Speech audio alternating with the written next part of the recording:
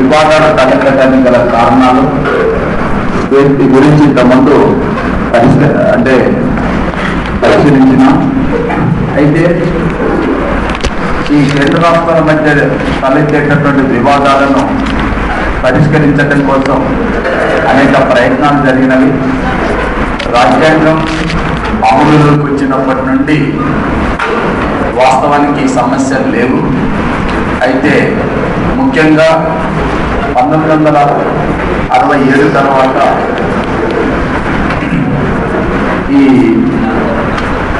భారత రాజకీయ వ్యవస్థలో వచ్చినటువంటి మార్పులు ఏవైతే ఉన్నాయో ఈ మార్పులు వాటి వల్ల వచ్చినటువంటి సమస్యలు, వాటిని దృష్టిలో పెట్టుకొని ఏర్పాటు చేసినటువంటి కమిషన్లు, అవి చేసిన సూచనలు మనం అధ్యయనం చేయాలి. ప్రారంభంలో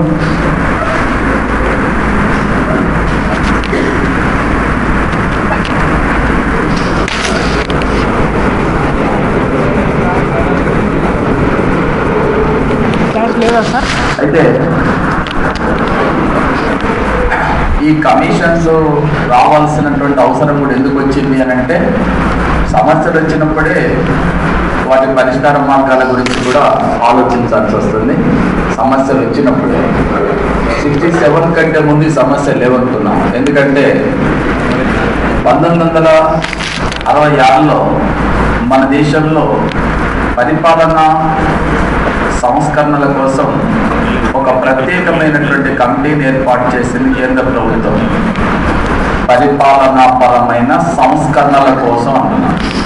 పరిపాలనాపరమైన సంస్కరణలు అంటే దాదాపుగా అన్ని డిపార్ట్మెంట్లు, అన్ని స్థాయిల్లో కూడా ప్రభుత్వ పరిపాలనలో ఉన్నటువంటి అంశాలపైన అవసరమైనటువంటి సంస్కరణలను సూచించడం కోసం 1966లో మొదట మొరార్జీ దేశాయ్ నేతృత్వంలో ఈ మొదటి పరిపాలనా సంస్కరణ కమిషన్ ఏర్పాటు చేయడం జరిగింది 1966లో. ఈ పరిపాలనా సంస్కరణల కమిషన్ కేంద్ర ప్రభుత్వంలో ఉన్నటువంటి వివిధ శాఖలు, ఆ శాఖల యొక్క అధికారాలు, వాటి నిర్వహణ, అందులో తీసుకురావాల్సినటువంటి మార్పులు, రాష్ట్ర ప్రభుత్వాలు, ప్రభుత్వ పరిపాలన యంత్రాంగంలో తీసుకురావాల్సినటువంటి మార్పులు, జిల్లా స్థాయి వరకు కూడా పాలనా యంత్రాంగంలో తీసుకురావాల్సిన సంస్కరణల గురించి, ఫైనాన్షియల్ సిస్టంలో కానీ, జ్యుడిషియల్ వ్యవస్థలో కానీ తీసుకురావాల్సినటువంటి మార్పుల గురించి, సంస్కరణల గురించి ఈ మొరార్జీ దేశాయ్ నేతృత్వంలో ఒక పరిపాలనా సంస్కరణ కమిషన్ ఏర్పాటు చేసినారు. కానీ 1967లో 4వ సాధారణ ఎన్నికలు జరిగిన తర్వాత ప్రతిపక్షాలు రాష్ట్రాలలో ప్రతిపక్షాలు అధికారంలోకి వచ్చిన తర్వాత ఇవి రాష్ట్రాలకు ఎక్కువ అధికారాలు కావాలని డిమాండ్ చేసినాయి. రాష్ట్రానికి ఎక్కువ అధికారాలు కావాలనే డిమాండ్ ఎప్పుడైతే చేయడం జరిగిందో, శ్రీమతి ఇందిరాగాంధీ మొదటి ఏఆర్సీ నుండి, ఫస్ట్ అడ్మినిస్ట్రేటివ్ రిఫార్మ్స్ కమిటీ నుండి ఎంసీ సీతలవాడి నేతృత్వంలో ఒక ప్రత్యేకమైనటువంటి స్టడీ టీంని ఏర్పాటు చేసిన. దీనిని అధ్యయనం చేయడం కోసం అంటే కేంద్రానికి రాష్ట్రాలకు మధ్యన వివాదాలు తలెత్తడానికి గల కారణాలు ఏమిటి, ఈ సమస్యలు వివాదాలను పరిష్కరించుకోవాలంటే తీసుకోవాల్సిన చర్యలు ఏమిటి అనే విషయాలపైన సూచనలు చేయడం కోసం ఈ ఏఆర్సీ నుండే ఏర్పాటు చేసినారు. వాస్తవానికి ఏఆర్సీ ఏర్పాటు చేసింది దేనికోసం? పేరులోనే ఉన్నది. ఏఆర్సీ దేనికోసం ఏర్పాటు చేసినారు? పరిపాలనా సంస్కరణను సూచించడం కోసం ఏర్పాటు చేస్తే 67లో ఏర్పాటు చేసినారు. ఈ ఏఆర్సీని ఏర్పాటు చేస్తే 67లో ఎన్నికలు జరిగాయి. ఎన్నికలు జరిగిన తర్వాత రాష్ట్రాలలో ప్రతిపక్షాలు, ప్రాంతీయ పార్టీల అధికారంలోకి వచ్చినాయి. ప్రతిపక్షాలు, ప్రాంతీయ పార్టీల అధికారంలోకి వచ్చిన తర్వాత మాకు ఎక్కువ అధికారాలు కావాలని డిమాండ్ చేసినాయి. దాంతో కేంద్రంతో ఎప్పుడైతే ఘర్షణ పడుతున్నావో దీని గురించి అధ్యయనం చేయడం కోసం అదే ఏఆర్సీ నుండి ఎంసీ సీతలవాడు నేతృత్వంలో ఒక సపరేట్ స్టడీ టీముని ఏర్పాటు చేయాల్సి వచ్చింది. దేని గురించి అధ్యయనం చేయడం కోసం? కేంద్ర రాష్ట్రాల మధ్యల వివాదాలు, వాటి పరిష్కార మార్గాల పైన అధ్యయనం చేయడం కోసం, తగిన సూచనలు చేయడం కోసం ఈ స్టడీ టీముని ఏర్పాటు చేసినారు. అందుకనే మనకు కొన్ని బుక్స్ లో మొదటి పరిపాలనా సంస్కరణ కమిషన్ ఉంటుంది, మరొక చోటనేమో ఎంసీ సీతలవాడు స్టడీ టీమ్ కమిటీ అని చెప్పి ఉంటుంది. దానికి కారణం ఇదే అనమాట. వాస్తవంగా ఏర్పాటు చేసిన ఉద్దేశం ఒకటి, జరిగిన పరిణామంతో దాంట్లో నుంచి ఇంకో కమిటీని ఏర్పాటు చేయాల్సి వచ్చింది. అందుకోసమే రెండిట్లో ఏదో ఒక పేరును వాడుతుంటారు. ఓకే, అప్పుడు 67లో ఎన్నికల్లో ఈ మార్పు వచ్చిన తర్వాత ఈ మొదటి పరిపాలనా సంస్కరణ కమిషన్ కూడా అధ్యక్షుడిగా ఉన్నటువంటి మొరార్జీ దేశాయ్ దేశానికి ఉప ప్రధానమంత్రి కావడంతో, ఇందిరాగాంధీ ప్రధానమంత్రి, మొరార్జీ దేశాయ్ ఉప ప్రధానమంత్రి కావడంతో ఈ మొదటి ఏఆర్సీకి హెచ్ హనుమంతప్ప లేదా హెచ్ హనుమంతయ్య అని కాంగ్రెస్ కు చెందినటువంటి ఎంపీ, ఇతను కర్ణాటక రాష్ట్రానికి చెందినటువంటి వ్యక్తి, ఇతనిని మొదటి ఏఆర్సీకి అధ్యక్షుడిగా నియామకం చేసినారు. స్టడీ టీమ్ ఏర్పాటు చేసినారు, అధ్యక్షుని కూడా మార్చి ఎందుకు మార్చినారంటే మొరార్జీ దేశాయ్ ఉప ప్రధానమంత్రి పదవిని ఎప్పుడైతే చేపట్టినాడో అప్పుడు అతన్ని పదవి నుంచి తొలగించి అతని స్థానంలో పట్ల ఇతన్ని ఏర్పాటు చేయడం జరిగింది. ఇక ఇప్పుడు అసలు విషయం ఏంటంటే, మనకు ఈ మొదటి ఏఆర్సీ నుండి ఏర్పాటైనటువంటి ఎంసీ సీతలవాడు స్టడీ టీమ్ కమిటీ కేంద్ర రాష్ట్రాల మధ్యన వివాదాలు ఎందుకు వస్తున్నవి, ఈ సమస్యలను పరిష్కరించాలంటే ఏం చేయాలి అనే అంశాలపైన అధ్యయనం చేశారు. అధ్యయనం చేసి 1969లో తన నివేదికని కేంద్ర ప్రభుత్వానికి సమర్పించడం జరిగింది. ఈ స్టడీ టీమ్ సమర్పించినటువంటి నివేదికలో కొన్ని ముఖ్యమైనటువంటి అంశాలను పొందుపరిచినారు. ఏమిటా విషయాలు అంటే, మొట్టమొదటి అంశం రాష్ట్రాలకు ఎక్కువ అధికారాలను కల్పించడం కోసం, రాజ్యాంగాన్ని సవరించాల్సినటువంటి అవసరం లేదు. రాష్ట్రాలు ఏం కోరుతున్నవి? ఎక్కువ అధికారం. ఎవరి రాష్ట్రాలు? ప్రతిపక్షాలు, అధికారంలో ఉన్న రాష్ట్రాలు లేదా ప్రాంతీయ పార్టీల అధికారంలో ఉన్న రాష్ట్ర ప్రభుత్వాలు మాకు ఎక్కువ అధికారాలు కావాలని డిమాండ్ చేస్తున్నాయి.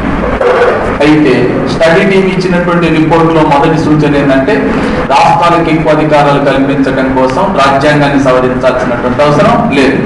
వాస్తవంగా చెప్పాలంటే అధికారుల పంపిణీ గురించి ఎక్కడ ప్రస్తావించినారు?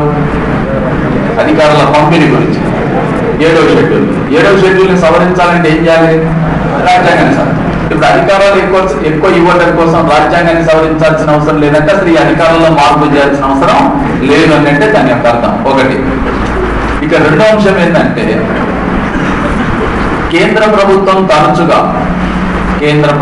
తరచుగా రాష్ట్రాల విషయాలలో జోక్యం కలుగజేసుకోకుండా ఉండటం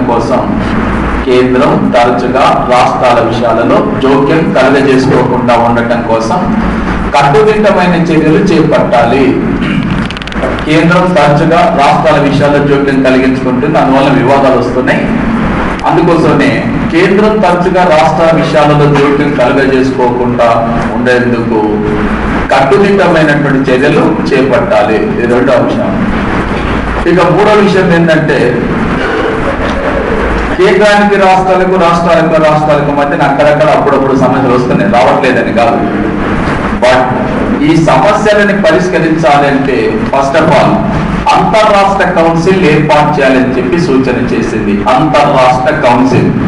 అయితే ఎంసీ సీతలవాడు కమిటీ చేసినటువంటి అంతర్రాష్ట్ర కౌన్సిల్ కొంచెం డిఫరెంట్ గా ఉంటుంది. ఏమిటా డిఫరెంట్ అంటే, ప్రధానమంత్రి దీనికి అధ్యక్షుడిగా ఉంటాడు. ప్రధానమంత్రి అధ్యక్షతను ఒక అంతరాష్ట్ర కౌన్సిల్ ఏర్పాటు చేయాలి. కానీ దీంట్లో సభ్యులు ఎవరుంటారు అంటే, కేంద్ర మంత్రి మండలి, కేంద్ర కేబినెట్ కు సంబంధించినటువంటి ఒక 6 మంత్రులు ఉంటారు. రెండో వైపున మన దేశంలో ప్రాంతీయ మండలాలు ఏవైతే ఉన్నాయో, ప్రాంతీయ మండలాలు అంటే east zone, west zone, south zone, north zone ఉన్నాయి కదా. ఒక్కొక్క మండలం నుంచి ఒక్కొక్క ముఖ్యమంత్రి దీంట్లో సభ్యుడిగా ఉండాలి.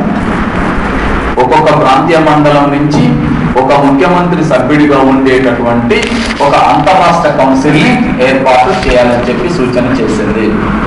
ఒకటి, రాజ్యాంగాన్ని సవరించాల్సిన అవసరం లేదు. 2, కేంద్రం తరచుగా జోక్యం చేసుకోకుండా కట్టుదిట్టమైన చర్యలు చేపట్టాలి.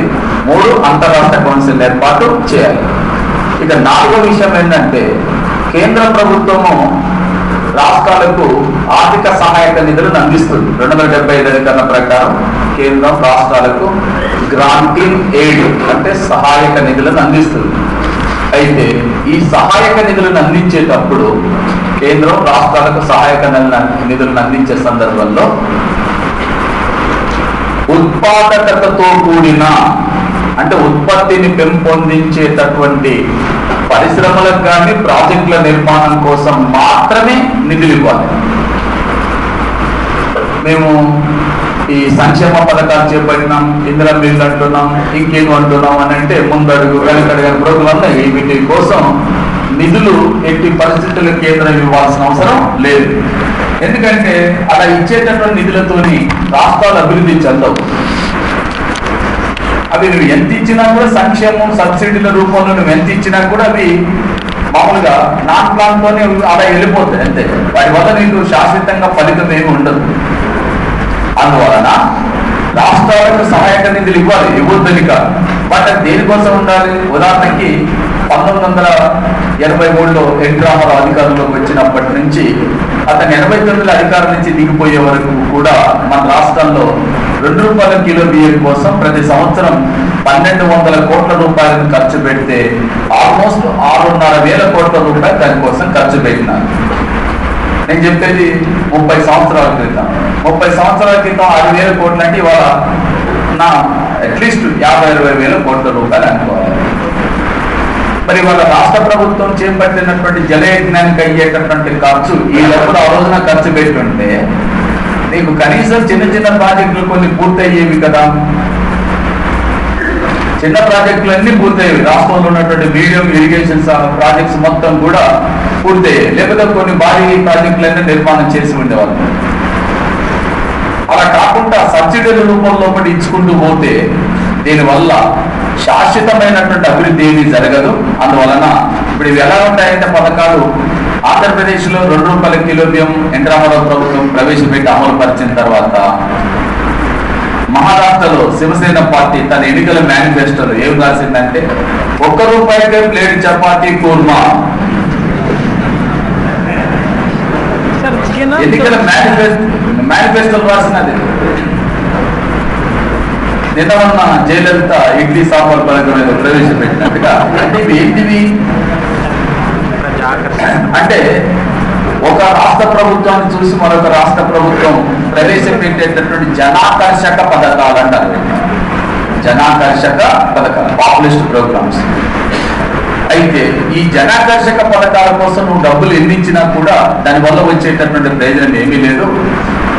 అందుకోసమే ఈ కమిషన్ చెప్పింది ఏంటంటే, టీం చెప్పింది ఏంటంటే రాష్ట్రాలకు ఆర్థిక సహాయక నిధులు ఇవ్వండి, వద్దని కాదు. బట్ అవి దేనికోసం ఉపయోగపడాలి? ఉత్పత్తి పెంచడానికి, ఉద్యోగిత పెంచడానికి ఉపయోగపడే విధంగా ఇవ్వాలి తప్ప ఇలాంటి ముందడుగడుగులకు ఇవ్వద్దు అని చెప్పి ఆ రోజునే చెప్పింది. తర్వాత ఫైనాన్స్ కమిషన్ చేసిన సూచనలను కేంద్ర ప్రభుత్వం తప్పనిసరిగా అమలు పరచాలి. ఫైనాన్స్ కమిషన్ ఏదైతే ఉందో కేంద్ర ప్రభుత్వం చేతనే నియమింపబడుతుంది ఫైనాన్స్ కమిషన్. ఆ ఫైనాన్స్ కమిషన్ చేసినటువంటి సూచనలను కేంద్ర ప్రభుత్వం తప్పనిసరిగా అమలు జరపాలి. ఫైనాన్స్ కమిషన్ ఏర్పాటు చేసేది కేంద్ర ప్రభుత్వమే. కనీసం మీరు ఏర్పాటు చేసిన కమిషన్ సూచనలైనా మీరు అమలు పరచకపోతే దానివల్ల ప్రయోజనం ఉండదు. కాబట్టి ఫైనాన్స్ కమిషన్ కేంద్ర రాష్ట్రాల మధ్యన ఆదాయ పంపిణీ కోసం చేసిన సూచనలని కేంద్ర ప్రభుత్వం తప్పనిసరిగా పాటించాలి. ఆ తర్వాత గవర్నర్లుగా నియమింపబడేటటువంటి వ్యక్తులు ఎవరైతే ఉన్నారో వాళ్ళు సమర్థులై ఉండాలి, వివాదాస్పదం కాని వ్యక్తులై ఉండాలి. గవర్నర్లుగా నియమింపబడేటటువంటి వ్యక్తులు సమర్థులై ఉండాలి. పరిపాలనా రంగంలో సమర్థులైనటువంటి వ్యక్తులనే నియామకం చేయాలి. ఎట్ ది సేమ్ టైం వీరు వివాదాస్పదం కానిటువంటి వ్యక్తులే ఉండాలి. అటువంటి వాళ్ళని మాత్రమే గవర్నర్గా నియమించాలి. ఎందుకంటే గవర్నర్ వ్యవస్థ మూలంగా అనేక సందర్భాల్లో సమస్యలు తలెత్తుతున్నాయి కాబట్టి సమర్థులైన వ్యక్తులని, వివాదాస్పదం కాని వ్యక్తులను చూడాలి. అదేవిధంగా ఒకవేళ ఏదైనా ఒక రాష్ట్ర ప్రభుత్వం రాష్ట్రంలో అంటే అధికారంలో ఉండేటటువంటి ప్రభుత్వం, ఏ రాష్ట్రంలోనైనా అధికారంలో ఉన్న ప్రభుత్వం ఒకవేళ శాసనసభలో మెజార్టీని కోల్పోతే, శాసనసభలో మెజార్టీని సంపాదిస్తేనే గవర్నర్ ముఖ్యమంత్రిగా నియమిస్తాడు, ప్రభుత్వం అధికారంలోకి వస్తుంది. అధికారంలోకి వచ్చిన తర్వాత ఆ ప్రభుత్వం శాసనసభలో మెజార్టీని కోల్పోయింది అనుకోండి. ఒకవేళ మెజార్టీని కోల్పోయినట్లయితే అలాంటి సందర్భంలో మెజార్టీ ఉన్నదా లేదా అనే అంశము శాసనసభ వేదిక మీదనే తేల్చాల్సి ఉంటుంది. శాసనసభ వేదికలోనే whenever a state government lost its majority, that should be proved on the floor of the house only. ఒకళ్ళు కోల్పోవచ్చు, కోల్పోకూడదని ఏం లేదు కదా. పార్టీలలో చీలికలు రావచ్చు, చాలా రకాల మార్పులు రావచ్చు. వచ్చినప్పుడు ఆ అంశము రాజ్భవన్ లో కూర్చొని, గవర్నర్ ఇంట్లో కూర్చొని ఈ కూడికలు తీసివేతలు లెక్కలేసి వానికి మెజార్టీ ఉంది, వీనికి లేదు, ఇవి కాదు మీరు కాదు నిర్ణయించాలి. ఎక్కడ నిర్ణయించాలి?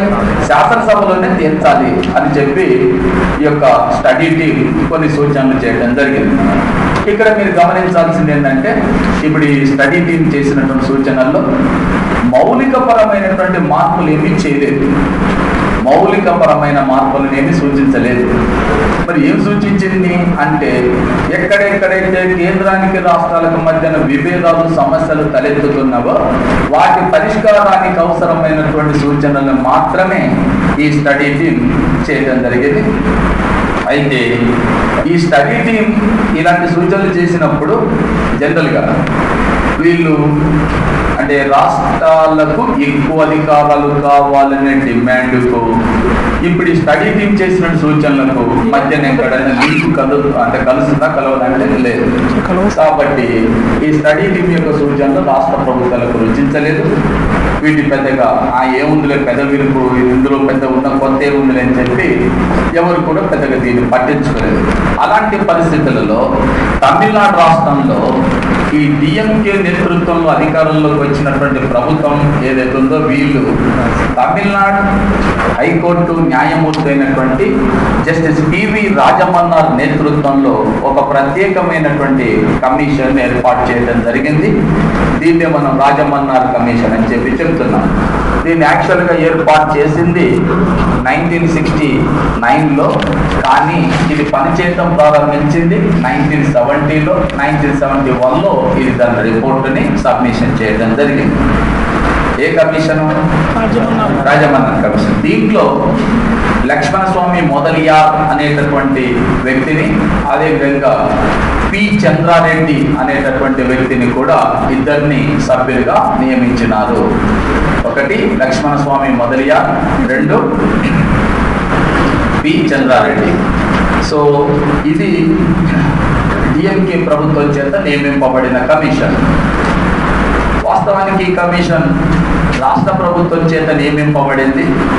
అయితే రాష్ట్ర ప్రభుత్వం చేత నియమింపబడినటువంటి ఈ రాజమన్నార్ కమిటీ చాలా డ్రాస్టిక్ చేంజెస్, ఒక సమూలమైనటువంటి మార్పులను సూచించడం కోసం ఈ కమిషన్ అనేక విప్లవాత్మకమైనటువంటి సూచనలు చేసింది. భారతదేశంలో కేంద్ర రాష్ట్ర సంబంధాల్లో కానీ, రాజ్యాంగంలో కానీ, పరిపాలనకు సంబంధించిన విషయాల్లో కానీ సమూలమైనటువంటి మార్పులు చేయాలన్న ఉద్దేశంతో ఈ కమిషన్ అనేక విప్లవాత్మకమైనటువంటి సూచనలు చేయడం జరిగింది. ఇవి ఎలాంటి విప్లవాత్మకమైన సూచనలు అంటే, 1994లో ఒక క్వశ్చన్ వచ్చింది. ఏంటంటే, భారతదేశంలో ఐఏఎస్, ఐపీఎస్ వంటి అధికారుల వ్యవస్థను రద్దు చేయాలని సూచించిన కమిషన్ ఏది అని చెప్పి, ఐఏఎస్, ఐపీఎస్ వంటి అఖిల భారత సర్వీసులను రద్దు చేయాలని చెప్పి సూచించిన కమిటీ ఏది? ఏ కమిటీ? రాజమన్నార్ కమిటీ. అంటే అంత డ్రాస్టిక్ విప్లవాత్మకమైనటువంటి సూచనల్ని ఈ యొక్క రాజమన్నార్ కమిటీ చేయడం జరిగింది. దీంట్లో ఉన్నటువంటి విషయాలు ఏమిటంటే, ఫస్ట్ ఆఫ్ ఆల్ మొట్టమొదటి అంశం, దీంట్లో రాష్ట్రాలకు ఎక్కువ అధికారాలు కల్పించడం కోసం రాజ్యాంగాన్ని తప్పనిసరిగా సవరించాలి. సవరించాల్సిన అవసరం లేదని చెప్పింది ఏ కమిషన్? శీతలవాడి కమిటీ. అయితే వీళ్ళేమన్నారు? రాష్ట్రాలకు ఎక్కువ అధికారాలు కల్పించడం కోసం రాజ్యాంగాన్ని వెంటనే సవరించాలి. నెంబర్ 1. నెంబర్ 2, ఈ ఉమ్మడి జాబితా ఏదైతే ఉన్నదో, ఉమ్మడి జాబితా, ఉమ్మడి జాబితాలో పేర్కొన్నటువంటి అంశాలలో ఏవైనా అంశాలు జాతీయ ప్రాముఖ్యాన్ని కలిగి ఉన్నట్లయితే ఆ జాతీయ ప్రాముఖ్యం కలిగి ఉన్నటువంటి విషయాల వరకు కేంద్రానికి కేటాయించేసి మిగిలిన అధికారాలు మొత్తం రాష్ట్రాలకే కేటాయించాలి. ఉమ్మడి జాబితా మీద ఇద్దరికి అధికారం ఉంటుంది. ఉమ్మడి జాబితా పైన శాసనం చేసే అధికారం ఇద్దరికి ఉంటుంది. కానీ ఇప్పుడు రాజమన్నారి కమిటీ తేల్చింది ఏమిటంటే ఉమ్మడి జాబితాను అట్లా ఉమ్మడి జాబితాగా ఉంచొద్దు, అవసరం లేదు. అమెరికాలో ఉమ్మడి జాబితా లేదు, కెనడాలో ఉమ్మడి జాబితా లేదు, మన దగ్గర ఉమ్మడి జాబితా అవసరం లేదు. మరి ఏం చేయాలి అంటే ఆ ఉమ్మడి జాబితాలో ఏమైనా అంశాలు, అప్పటికి 47 అంశాలు ఉంటాయి కాబట్టి ఈ 47 అంశాలలో ఏవైనా జాతీయ ప్రాముఖ్యం కలిగిన 1-2 అంశాలు అంటే అంతవరకు కేంద్ర ప్రభుత్వానికి ఇచ్చేసి మిగిలిన అధికారాలు మొత్తం కూడా రాష్ట్రాలకే కేటాయించాలి. సో రాష్ట్రాలకు ఎక్కువ అధికారాలను కల్పించడం కోసం రాజ్యాంగాన్ని సవరించాలి. ఉమ్మడి జాబితాలో పేర్కొన్నటువంటి కొన్ని అంశాలను కేంద్రానికి కేటాయించి మిగిలిన అధికారాలు మొత్తం రాష్ట్రాలకు ఇవ్వాలి. తర్వాత కేంద్రానికి రాష్ట్రాలకు మధ్యన ఏవైనా వివాదాలు తలెత్తినప్పుడు వాటిని సుప్రీంకోర్టు మాత్రమే పరిష్కరించాలి. ఏ వివాదమైనా కావచ్చు, వివాదాలన్నింటినీ కూడా సుప్రీంకోర్టు మాత్రమే పరిష్కరించాలి. ఇకపోతే గవర్నర్ వ్యవస్థ, ఎందుకు పనికి రానటువంటి గవర్నర్ వ్యవస్థని వెంటనే రద్దు చేయాలి. అసలు గవర్నర్ అవసరం లేదు, వెలుడు చేసేది కూడా లేదు. కాబట్టి గవర్నర్ వ్యవస్థను వెంటనే రద్దు చేయాలి. ఇకపోతే భారత రాజ్యాంగంలో రాష్ట్రాల పైన కేంద్రానికి పెత్తనం, కేంద్రానికి ఆధిపత్యం కల్పించే అంశాలు కొన్ని ఉన్నాయి. ఏంటవి? 256, 356, 257, 365 ఇలాంటి అధికారులు. ఇలాంటి అంశాలలో ముఖ్యంగా 256, 356 ఏవైతున్నాయో వాటిని వెంటనే రాజ్యాంగం నుంచి తొలగించాలి.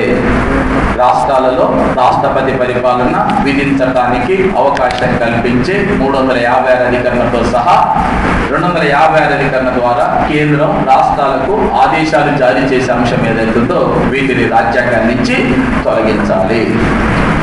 ఇకపోతే